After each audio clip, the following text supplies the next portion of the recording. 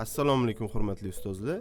Ushbu videoda Maymoqda platformasining tarkibiy qismlari bilan birma-bir tanishib chiqamiz. Birinchi navbatda elektron portfolio tizimini ko'rib chiqamiz. Elektron portfolio tizimidan foydalanish uchun o'tish tugmasini bosamiz. Elektron portfolio tizimiga kirib olganimizdan so'ng birinchi navbatda shaxsiy ma'lumotlarimizni kiritib qo'yishimiz kerak bo'ladi. Buning uchun profil menyusiga o'tamiz va tahrirlash tugmasini bosamiz.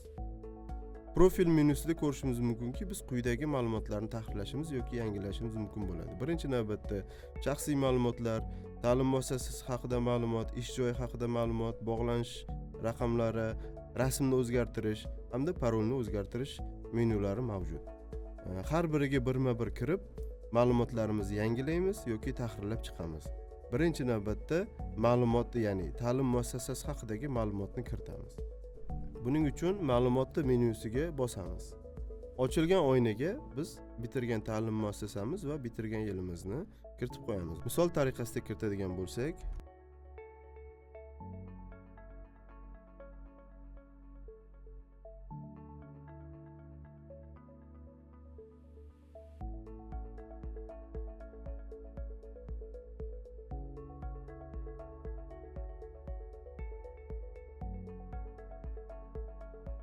himoya raqamini kiritganimizdan so'ng saqlash tugmasini bosamiz. Saqlash tugmasini bosganimizdan so'ng mana bizni shaxsiy ma'lumotlarimiz bosh sahifada aks etishni boshlaydi. Shu tariqa qolgan menyularni ham tahrirlab chiqamiz. Qolgan menyularga ham ma'lumotlarni kiritib bo'lganimizdan so'ng rasmni o'zgartirish menyusiga kiramiz. Rasmni o'zgartirish menyusiga kirganimizdan so'ng Choose file tugmasini bosamiz va rasmimizni tanlab himoya raqamini kiritamiz va saqlash tugmasini bosamiz. Rasm muvaffaqiyatli yangilanganligi haqida xabarni ko'rishimiz mumkin bo'ladi. Bu birinchi navbatda qilinishi kerak bo'lgan ish edi. Keyingi navbatda faoliyatni davom ettirish uchun biz elektron portfolio tizimiga kiritishimiz kerak bo'lgan ma'lumotlar haqida va ushbu kiritgan ma'lumotlarimizga ajratilgan ballar haqida ballar taqsimotini ko'rib chiqishimiz mumkin bo'ladi. Buning uchun chap oynadagi baholash mezonlari menyusini bosamiz va bizga baholash mezonlari taqdim etiladi. Birma-bir ko'rib chiqadigan bo'lsak, birinchi navbatda ko'rishimiz mumkin, ya'ni 17 ta baholash mezoni mavjud ekan. Buni qanday tushunishimiz mumkin? Birinchi navbatda ko'ramiz. Har o'quv yili davomida ochiq darslar o'tganligi uchun, ya'ni bu umumiy bitta bo'lim, birinchi bo'lim. Ushbu bo'limning ichida 3 ta tarkibiy qismi bor. Ushbu tarkibiy qismlar quyidagilardan iborat. Ya'ni oxirgi 3 yilda 2 marta o'tkazgan bo'lsa 1 ball beriladi. Oxirgi 3 yilda 3 marta va undan ortiq o'tkazilgan bo'lsa 2 ball beriladi.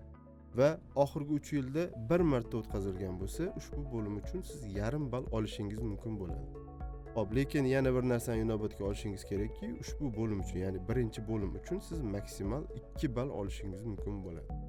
Keyingi bo'lim malaka toifasiga ega bo'lgan yoki tegishli lavozimdagi pedagog.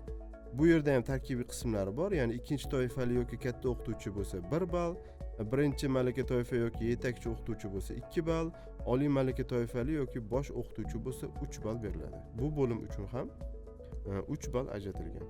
Bundan keyingisi ilmiy konferensiyalarda ma'ruza bilan qatnashish.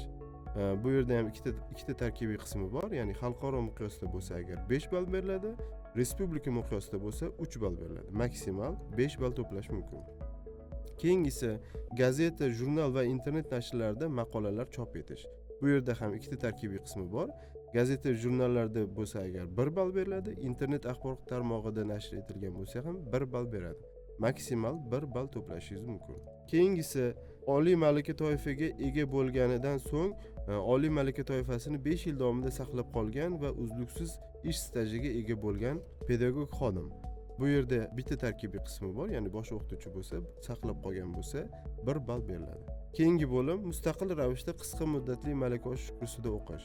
Ya'ni bu yerda ham ikkita tarkibiy qismi bor, ya'ni 36 soatlik kurs bo'lsa agar 2 ball beriladi, 72 soatlik kurs bo'lsa agar 4 ball beriladi. Maksimal ball ham 4 ball. Keyingisi korxona va tashkilotlarda stajirovka o'tash. Bu yerda tasdiqlovchi hujjatlarni taqdim etsangiz 4 ball beriladi. Keyingi bo'lim innovatsion ishlanmalarga mualliflik qilish. ya'ni ratsionalizatorlik taklifi taqdim etsangiz 2 ball beriladi, innovatsion ishlanmaga mualliflik qilgan bo'lsangiz 2 ball beriladi. Maksimal 2 ball to'plashingiz mumkin bo'ladi. Keyingi bo'lim seminar treninglar tashkil etish. Respublika miqyosida bo'lsa agar 2 ball, viloyat miqyosida bo'lsa 1 ball beriladi. Maksimal 2 ball to'plashingiz mumkin bo'ladi. Keyingi bo'lim xalqaro ilmiy jurnallar va mahalliy ilmiy nashrlarda chop etilgan maqolalar uchun. Ushbu jurnallar, ya'ni nazarda tutilyaptiki Web of Science, Scopus yoki Oliy attestatsiya komissiyasi ro'yxatiga kiruvchi jurnallar nazarda tutilyapti. Xuddi shunaqa jurnallarda nashr qilsangiz, respublika miqyosida bo'lsa 3 ball, xalqaro jurnallar bo'lsa 5 ball taqdim etiladi. Keyingi bo'limlardagi talablarni bajarsangiz, siz bevosita muqobil malaka oshish shakliga o'tasiz. Bular qaysilar? Birinchisi, oxirgi 3 yilda yakka mualliflikdagi darslik yoki o'quv qo'llanma tayyorlash, darslik yoki o'quv qo'llanma nashr qilsangiz va grifini qo'lingizga olsangiz.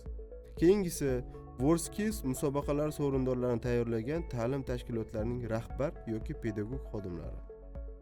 Undan keyingisi, oxirgi 3 yilda doktorlik, ya'ni bu yerda PhD va DSc dissertatsiyasini himoya qilish nazarda tutilyapti. Siz ushbu dissertatsiyalarni himoya qilgan taqdiringizda ham muqobil malaka oshish shakliga tushasiz. Keyingi bo'lim oxirgi 3 yilda xorijiy mamlakatlarda malaka oshirish, stajirovka o'tash. Ya'ni bu yerda davomiyligiga chegara bor. Malaka oshirish bo'lsa agar 1 oydan 3 oygacha bo'lishi kerak, stajirovka bo'lsa agar 3 oydan 1 yilgacha bo'lishi kerak. Undan keyingi bo'lim o'quvchilari xalqaro matematika, fizika, kimyo, biologiya, informatika olimpiadalarida oltin, kumush yoki bronza medali, ya'ni sovrindor o'rinlarni egallagan bo'lsa, ushbu pedagog yoki rahbar xodim ham muqobil malaka oshish shakliga tushadi. Navbatdagi bo'lim respublika miqyosida fan olimpiadalari va ko'rik tanlovlarida g'oliblikni qo'lga kiritgan o'quvchilar tayyorlagan rahbar yoki pedagog. Bu ham xuddi shunaqa. Keyingi bo'lim, oxirgi bo'lim O'zbekiston Respublikasi davlat mukofotlari, professional ta'lim a'lochisi ko'krak nishoni bilan taqdirlangan rahbar yoki pedagog xodim. Ya'ni bu yerda 11-dan 17-gacha bo'lgan bo'limlarni bajarsangiz, siz muqobil malaka oshish shakliga tushasiz. Baholash mezonlari bilan tanishganimizdan so'ng, keyingi navbatda qiladigan ishimiz o'quv, ilmiy, kasbiy faoliyatimiz natijalarini tizimga kiritishdan iborat bo'ladi. Buning uchun nima qilishimiz kerak? Chap oynadagi kasbiy faoliyat menusini bosamiz va bizga ko'rish va qo'shish tugmalari ko'rinadi. Qo'shish tugmasini bossak, faoliyat natijalarimizni kiritishimiz mumkin bo'ladi. Ko'rish tugmasini bossak esa kiritgan ma'lumotlarimizni ko'rishimiz va tahlil qilish imkoniyati beriladi. Keling, qo'shish tugmasini bosamiz.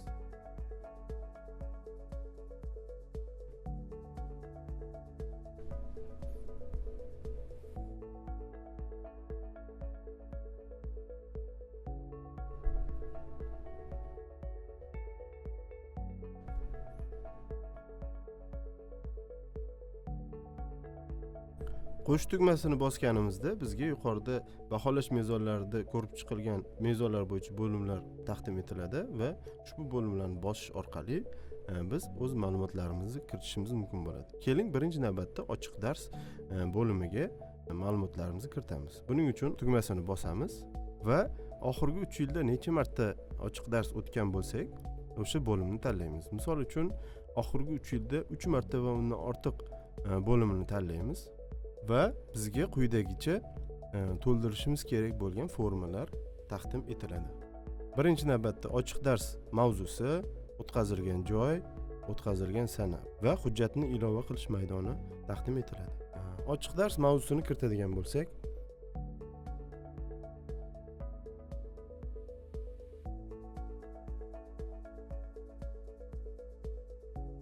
o'tkazilgan joy, o'tkazilgan sana.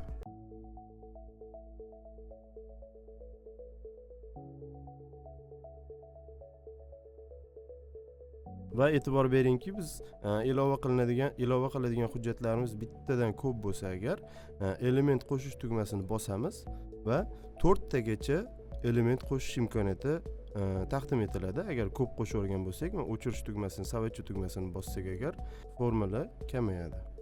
Misol uchun tasavvur qilaylik, kiritishimiz kerak bo'lgan 3 ta ma'lumot bor, ya'ni 3 ta fayl bor. Bosamiz, misol uchun vыбрать faylni bosamiz va yana bir narsa, ilova hajmi 1024 kilobayt, ya'ni 1 megabaytdan oshmagan JPG, JPEG yoki PNG fayl bo'lishi kerak. Ya'ni rasm formatidagi fayl bo'lishi kerak. Выбрать fayl bosamiz va rasm formatidagi faylni tanlaymiz. Keyingilariga ham kiritamiz. 3 tagacha fayl kiritish imkoniyati taqdim etiladi va himoya raqamini kiritib saqlash tugmasini bosamiz. Saqlash tugmasini bosganimizdan so'ng ma'lumotlarimiz tizimga qabul qilinsa, quyidagicha xabarni ko'rishimiz mumkin bo'ladi. Kiritgan ma'lumotlarimizni ko'rish uchun kasbiy faoliyat menyusidan ko'rish tugmasini bosamiz. Kiritgan ma'lumotlarimiz bizga quyidagicha taqdim etiladi. Ya'ni har o'quv yili davomida ochiq darsda o'tganligi uchun, misol uchun 3 marta va undan ortiq, mavzusi raqamli texnologiyalar, o'tkazilgan joyi Toshkent, o'tkazilgan sanasi 2025-yil 3-iyunda. Ya'ni bu yerda maksimal 2 ball olingan. Bu ushbu kiritilgan ma'lumot uchun 2 ball berilgan va bu hujjatning amal qilish muddati, ya'ni 1096 kun amal qiladi. Ya'ni bu yerda tizimga qachon yuklanganligini ham ko'rsatib qo'yilgan. Mana bu yerda e'tibor bergan bo'lsangiz, -4, ya'ni muddatdan 4 kun o'tib ketgan, ya'ni 3 yildan 4 kun o'tgan. Muddat o'tib ketsa, avtomatik ravishda bergan ball 0 ga tenglashtirib qo'yiladi. Shu tariqa qolgan bo'limlarni ham to'ldirib chiqamiz va portfoliodan kerakli ballarni to'playmiz va o'zimiz kasbiy, ilmiy va o'quv faoliyatlarimiz natijalarini ushbu tizimda aks ettiramiz. E'tiboringiz uchun rahmat.